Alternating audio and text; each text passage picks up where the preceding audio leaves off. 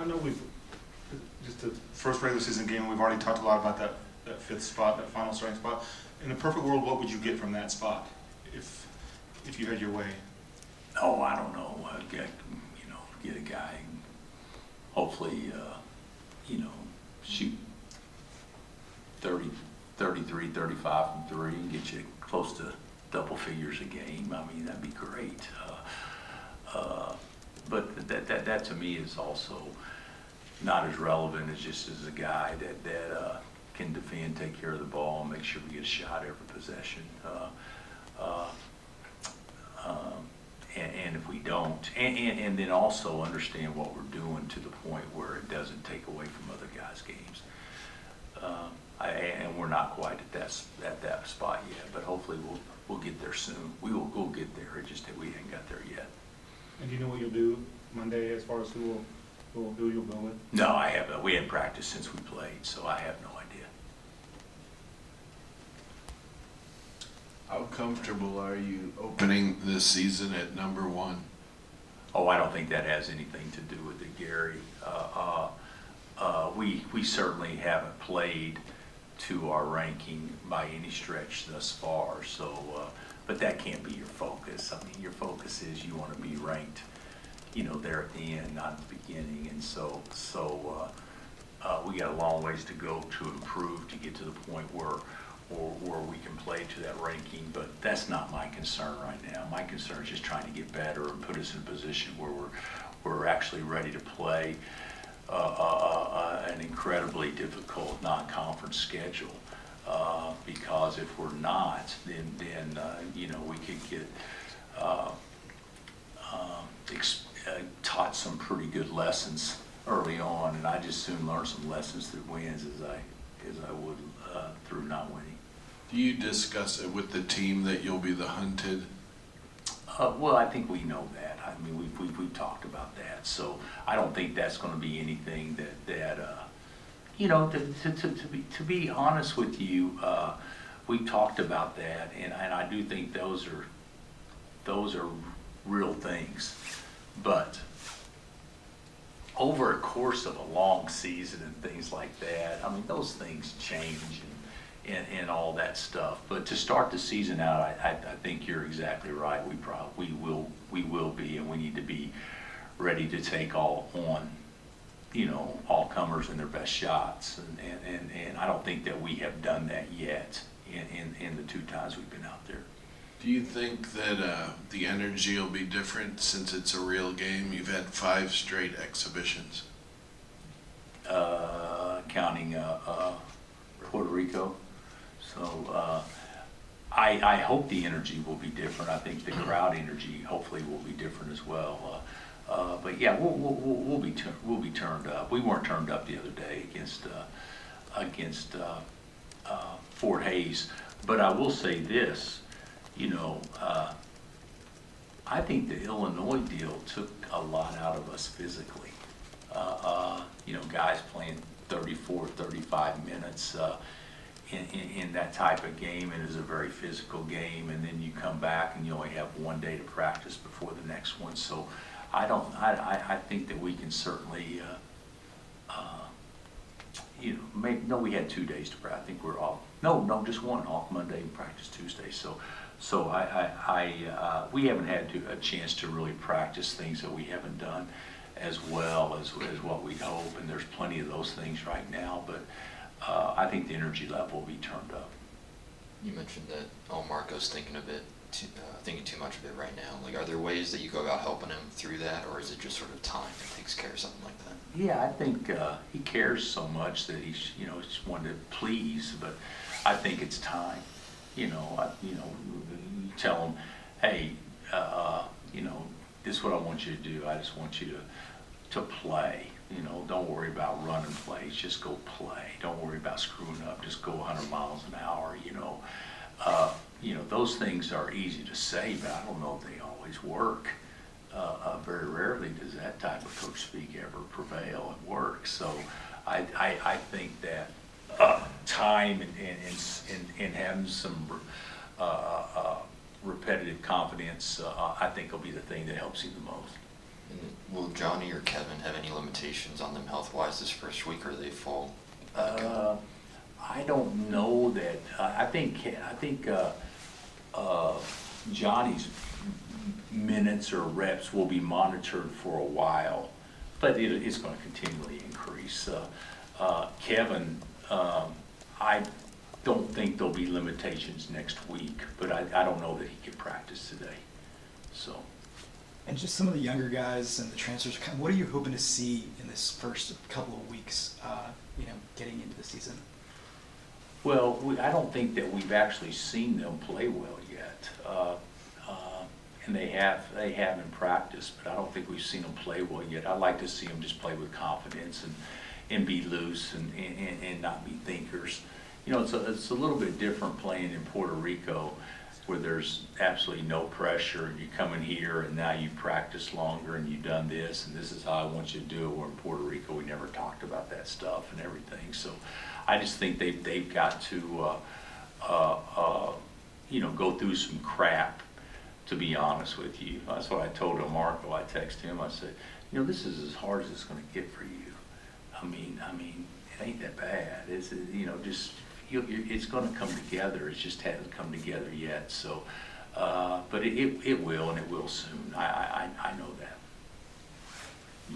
You've had so many different rosters at this point, and I think that's impacted the way you set your expectations for your defense. What does that look like? I mean, do you have certain packages that you put in based on experience or personnel? Or? You know what? We're up there for 3 days trying to figure out, okay, what's the best way to guard this the way we play? What's the best way to guard that? And I'm still a firm believer that early in the season, if you're basing your offense and defense basing on scout report, that's not good. You have to develop a pitch that you can throw at 2-1 or 3-1 or 3-2, and the other guy struggle hitting it. You can't just try to, tinker and come up with something that works just with this particular situation. So, okay, how do you guard ball screens late clock? How do you guard ball screens early clock? How do you guard drag ball screens in transition? How do you do this? How do you do that? How do you do this? Well, it's nice if you just have one way. This is how we guard it. That those are your best teams, rather than, well, in this situation we're going to guard it this way, and this situation we're going to guard it that way.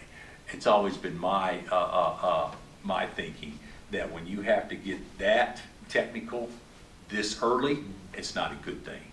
So we need to develop a fastball that's hard to hit, and we haven't done that yet. We're more in that stage of trying to still kind of figure out, well, what's that going to look like. Does it have to get pretty basic in that situation? I know I you think want basics better. Right. Okay. I think basics better. And I think it's okay not to be basic, but I think that's something that you probably look to do in February and March, more so than you do in November, at least the way that I look at it. Sure. And then you've talked about Parker enough, but he looks so comfortable. I mean, how much can he help you with just that? He's a veteran. He's played a lot of ball. I think Parker will help us. Yeah. I still think he can be quite a bit more aggressive and that stuff. But Parker's a good athlete. That play he made the other night athletically was pretty good because it was a crowded house and he went and got it. But I'm excited about Parker. I think that he's a good shooter. I think that he can keep defenses honest when he gets a little bit more comfortable. But the biggest thing with him would just be defending the paint and protecting the rim. And if he gets a little bit more aggressive doing that, I think he can really help us a lot.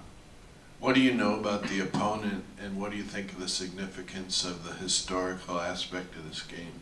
Well, I don't know as much about the opponent. They lost a lot of starters and key players off of the team that went 18-11 last year. And of course, Coach has done a good job. He's been there a while. He's been in tournaments. I mean, so they're going to be well prepared, and they're going to be good, and they're going to switch defenses, and they're going to They'll play zone. They'll do different things, different types of zone. So we've got to be prepared for a lot of things, which isn't really the easiest thing to do in your first game because you're always worried that you're not. But the significance of it, you know, to play a game that's kind of new in theory with the McClendon Foundation and basically honoring Coach McClendon, who obviously is a KU grad, in a way that brings attention to him and his family and his foundation and initiative, I think is all very positive. You know, we talk so much around here, and we should, about Dr. Naismith and Fog Allen and Ralph Miller and Dean Smith and Larry Brown, Roy Williams, and all the ones that have been so successful that have coached here. Well, he's a guy that didn't coach here, didn't even play here, and he's a two-time Naismith inductee and invented the fast break, and is probably as well respected as any African-American leader in our profession, going all the way back. And there's been so many, but he's certainly at the top of that list as well. So I think it's great that we're doing this, and it'll be something that we look forward to continuing through the years. Are you worried about Kevin's whiplash? No. Am I worried that he's sore? Yes, but what has happened with Kevin, without going into too much detail, because obviously I don't know and I'm not an orthopedic, is the symptoms that he had after the Illinois game may not be totally gone, but they're pretty close to being gone. He just got a sore spot, and so he's improved, even though it doesn't feel great. You know, if he gets it hit, it hurts. That's the bottom line. But you know, to be honest with you, that's the way a lot of injuries are. You know, you can actually get out there and you just hope you don't get a hit. If it does, it sets you back a little bit. But I don't think he's going to be in a situation where he's set back from participation or anything like that. Just a little different. I don't know if you noticed, but it looked like some of the chairbacks were vacant. Do you wish people would sell their tickets if they don't go, or is this not a problem at all? I don't know, Gary, if it's a problem, because to me, an exhibition game doesn't count at all. So we probably still had 12,000 people here, maybe. What do you think we had here? Pretty close to a sellout. Yeah. I mean, pretty close to full, but some of the chairbacks. Yeah, which I get that, but I'll be honest with you. There's times where I bought tickets to something and something comes up and I can't actually come that day. I don't think it'll be like that for the majority of our games, but yeah, the crowd. I actually walked out of there thinking that's a heck of a lot better than what I thought it'd be. So, but as far as what you said about the chairbacks, those people that sit in those chairbacks are pretty little Jayhawks, so I'm okay with them. Anything else? Thanks, Coach. All right.